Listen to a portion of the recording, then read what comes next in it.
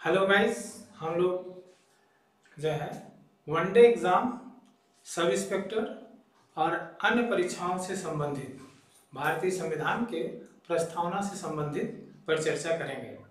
भारतीय संविधान की प्रस्तावना के संबंध में सबसे पहले ये देखा जाए तो इससे बनने वाले जितने प्रश्न हैं, हमारा प्रयास है कि 5 मिनट में प्रस्तावना को कवर करके आपको दे दिया जाए। इससे बनने वाले जितने भी प्रश्न हैं आप हमेशा किसी भी स्तर पे कर सकते हैं। भारतीय संविधान की जो प्रस्तावना है, प्रस्तावना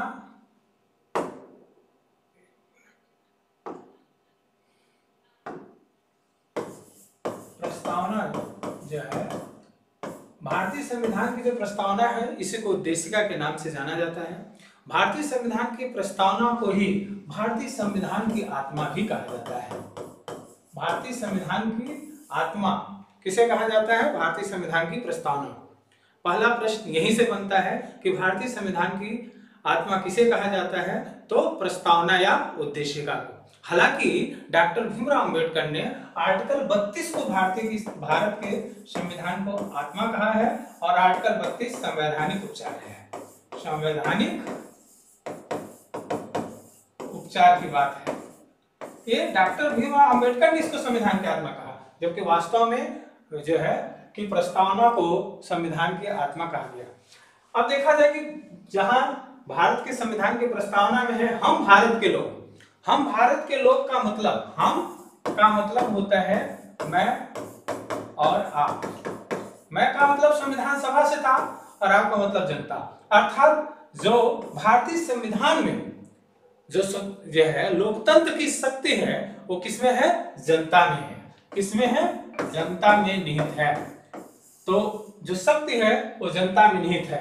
हम भारत के लोग भारत को एक संपूर्ण प्रभुत्व संपन्न, समाजवादी, पंथ निरपेक्ष, लोकतांत्रिक गणराज्य बनाने के लिए तथा उसके समस्त नागरिकों को सामाजिक, आर्थिक और राजनीतिक न्याय, विचार, अभिव्यक्ति, विश्वास, धर्म और उपासना की स्वतंत्रता, प्रतिष्ठा और अवसर की समता प्राप्त करने के लिए तथा उन सब में व्यक्ति की गरिमा और राष्ट्र की एकता, अखंडता सुनिश्चित करने वाली बंधुता बढ़ाने के लिए दृढ़ संकल्प होकर अपनी इस संविधान सभा में आज तारीख 26 नवंबर 1949 ईस्वी को एतद द्वारा इस संविधान को अंगीकृत, अधिनियमित और आत्मार्पित करते हैं।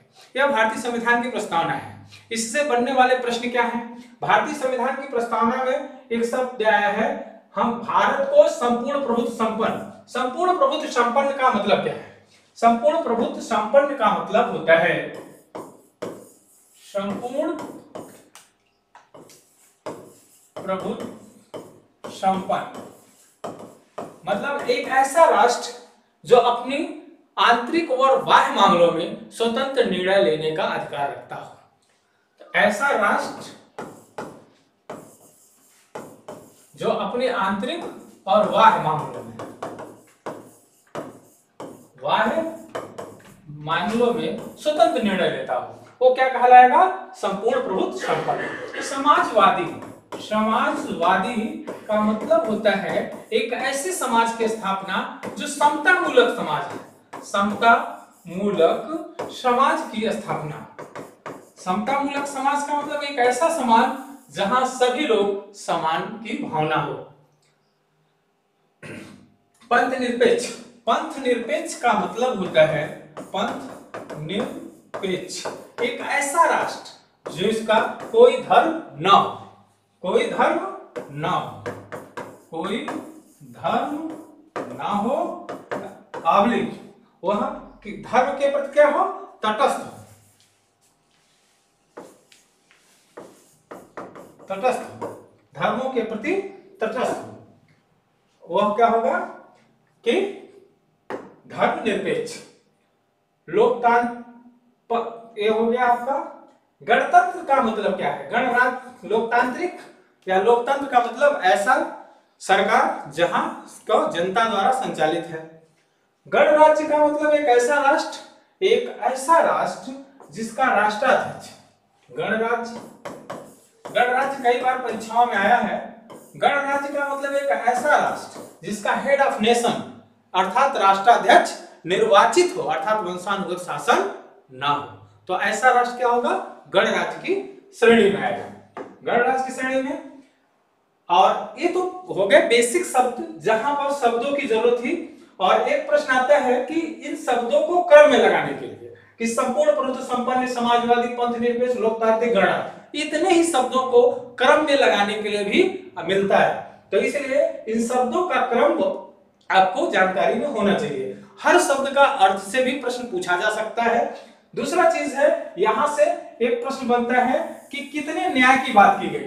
तो न्याय की बात देखेंगे तो सामाजिक, आर्थिक और राजनीतिक, 3 न्याय की बात भारतीय संविधान की प्रस्तावना में है। कौन कौन से?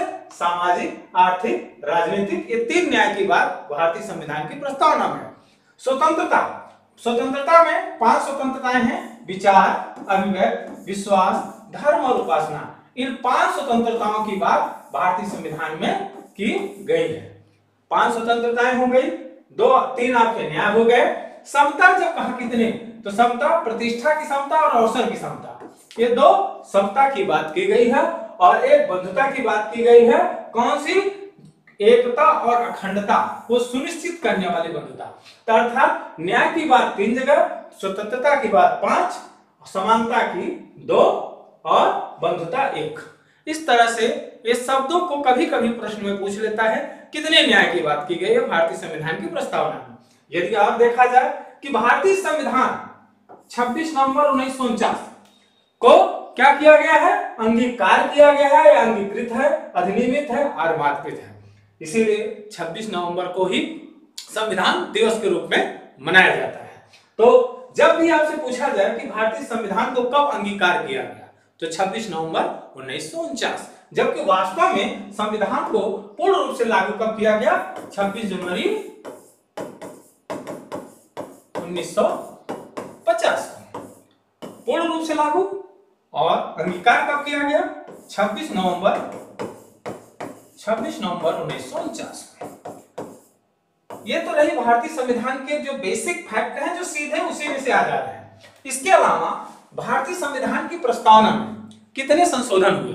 भारतीय संविधान की जो है प्रस्तावना में केवल 1 संशोधन हुआ है, और वो संशोधन वाद के माध्यम से हुआ। 2 वाद इसके बहुत महत्वपूर्ण हैं, दोनों बात को देखना है। एक तो है वेरुवारी यूनियन वाद 1960, जिसमें सुप्रीम कोर्ट ने यह बताया कि जो संविधान की प्रस्तावना है, संविधान की जो प्रस्तावना है, यह संविधान का भाग नहीं है, इसलिए इसमें संशोधन नहीं हो सकता है। जहां 1973 में केस आया, केशवानंद भारती वर्सेस केरल राज्य। ये बहुत महत्वपूर्ण है, हर जगह प्रश्न में आता है। केशवानंद भारती वर्सेस केरल राज्य 1973। यहीं पर सुप्रीम कोर्ट ने यह कहा कि जो प्रस्तावना है यह संविधान का भाग है, और जब यह भाग है तो संविधान में संशोधन हो सकता है। संशोधन की बात यहां पर आ गई।